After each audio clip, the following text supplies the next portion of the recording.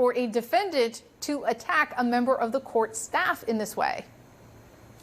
Well, I've never had a client of mine go publicly attack the judge or publicly attack the judge's clerk.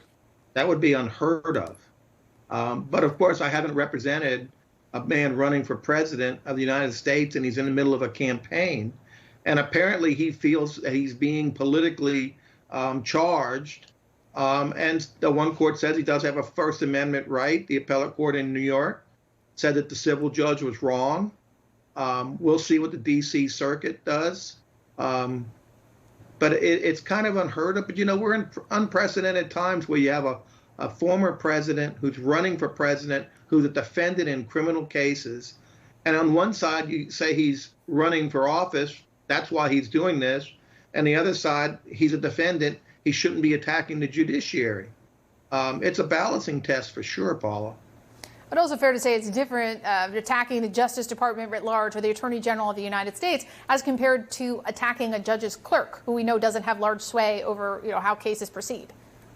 Well, I disagree, because I've never seen a judge allow a clerk to sit right next to him in a proceeding like that, pass notes back and forth, and it appears she's a secondary judge, and he's taken great deference to her. You know, you can take breaks and they can pass notes, but this seems to be more like he's more reliant on her, and she's like a quasi-second judge. I've never seen anything like that before in a courtroom. Usually the clerk is farther away or they're in the back and he takes breaks, but I've never seen it like this, Paula. I'll say when I clerked in Wilmington after law school in a previous life, I sat right next to the judge. I don't remember us passing notes very often unless one of us was really hungry, but I definitely sat right next to the judge. But we know, of course, it's the judge who has control over the courtroom.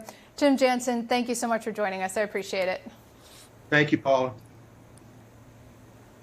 And coming up, the majority of patients and staff are leaving Gaza's largest hospital.